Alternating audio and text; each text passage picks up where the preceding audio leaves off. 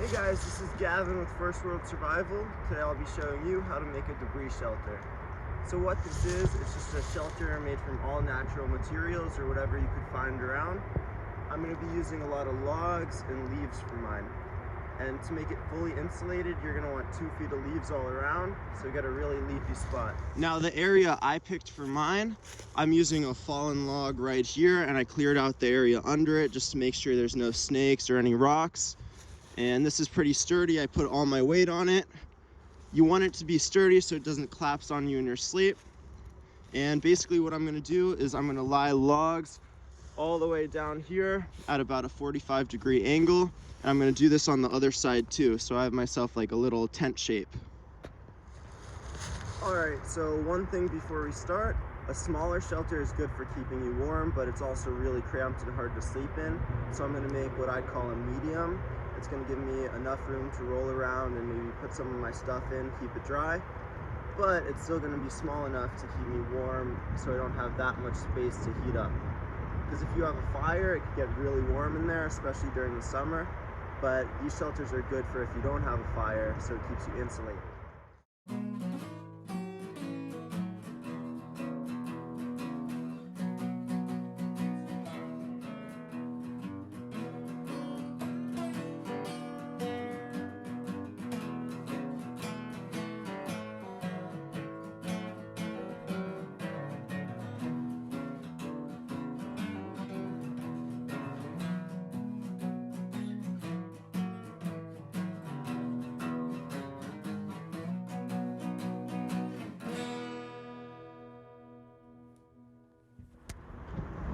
So this is what I have so far.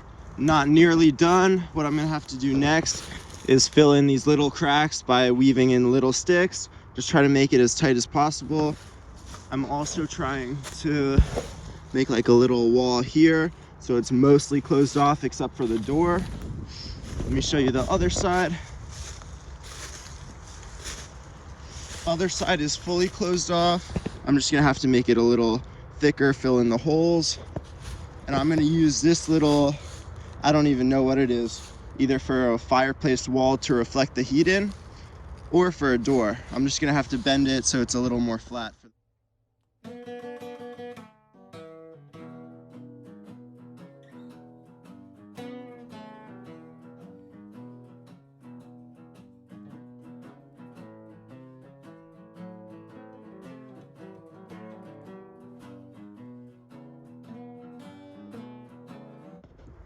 Now what we're gonna start doing is taking some tree bark that I peeled off, and we're gonna start going from the bottom up, and then we're gonna overlap it, kind of like this. So the water would go off of this one, onto this one, and then back to the ground. And you'll do that all the way up.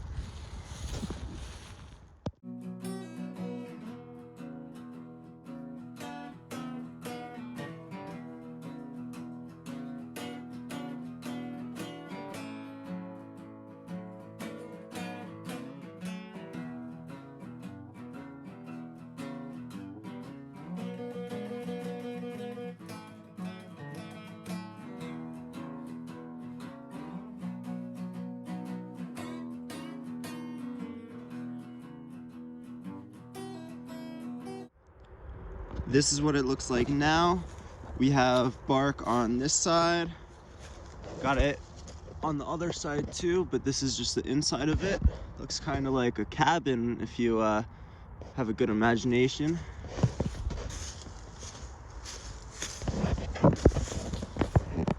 This is the other side, and somehow I had the perfect amount of bark to not have any left over, just to get exactly what I need. And now we're gonna put the leaves on. You need 2 feet to make it fully insulated all around.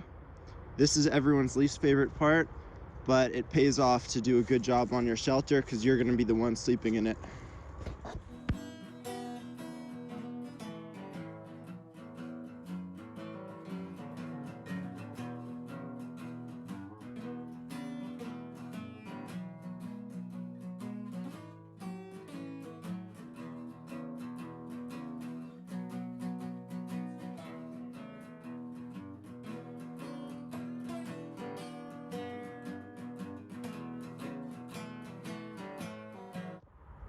Here I go, guys. My shelter's basically done. I'm gonna do a walk around to show you guys. I didn't put 2 feet on because that would take probably 2 days of me being out here to get the whole 2 feet. But I got enough to make it so there's not much light coming through on the inside. And it's good enough for one night. And that's really all that matters, the night that I sleep in it. If there's no rain, I'll be fine. And I'm gonna end up using this for a fire pit, just to reflect the heat back into the shelter. And I put about 3 inches of this dead grass to use as a sleeping pad. Here's the inside. That's one part I need to fix, just hard to get all the leaves.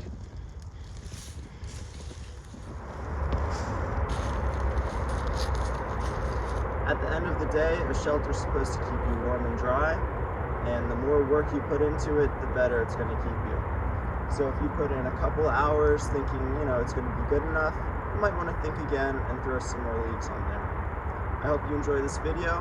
Thanks for watching. Remember to like and subscribe.